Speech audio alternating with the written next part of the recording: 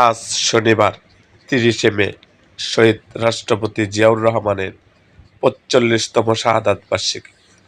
১৯৮১ সালের এই দিনে চট্টগ্রাম সার্কিট হাউসে সেনাবাহিনীর কিছু বিপথগামী সদস্যদের হাতে নিহত হন তিনি।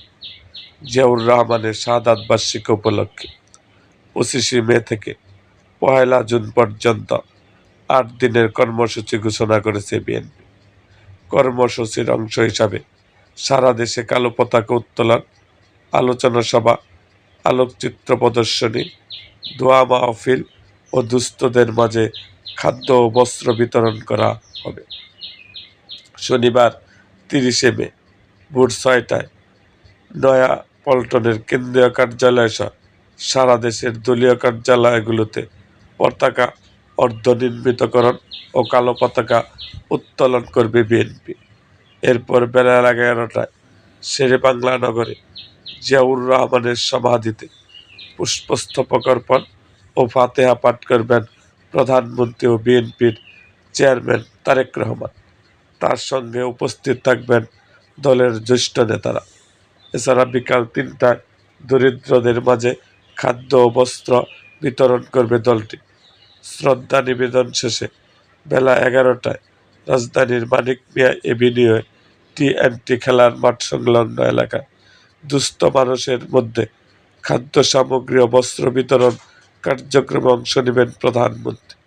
পরে ধারাবাহিকভাবে রাজধানীর আরও ১৬টি স্থানে আয়োজিত বিতরণ কর্মসূচিতে উপস্থিত থাকার কথা রয়েছে তার। এদিকে সকাল ৯:৩০টায় জিয়াউর রহমান ফাউন্ডেশনের নেতাদের সঙ্গে নিয়ে শহীদ রাষ্ট্রপতি জিয়াউর রহমান ও সাবেক প্রধানমন্ত্রী খালেদা জিয়ার সমাধিতে শ্রদ্ধা নিবেদন করবেন বিএনপির সিনিয়র যুগ্ম মহাসচিব ও প্রধানমন্ত্রীর উপদেষ্টা অ্যাডভোকেট রুহুল কবির রিজভী। পরে বেলা ১১টায় হাইকোর্ট মাজার সংলগ্ন এলাকায় আইনজীবীদের আয়োজনে দুস্থদের মাঝে বিভিন্ন সামগ্রী বিতরণ কর্মসূচিতে অংশ নেবেন রুহুল কবির রিজভী।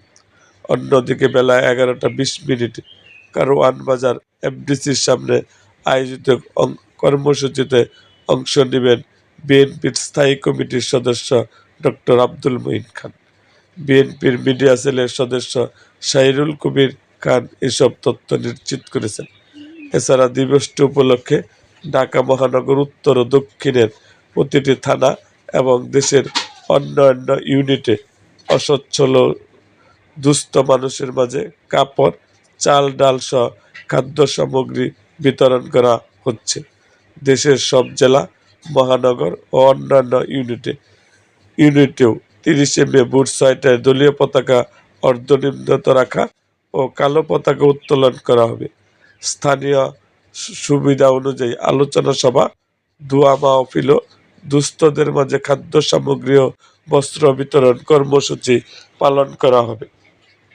এরকম আরও ভিডিও পেতে এবং রাজনৈতিক অঙ্গনের নানা ঘটনা ও ইতিহাস জানতে আমাদের মুক্তাগাছার ইতিহাস মিডিয়া ইউটিউব চ্যানেলটিকে সাবস্ক্রাইব করুন এবং পাশে থাকা বেল আইকনটি বাজিয়ে দিন।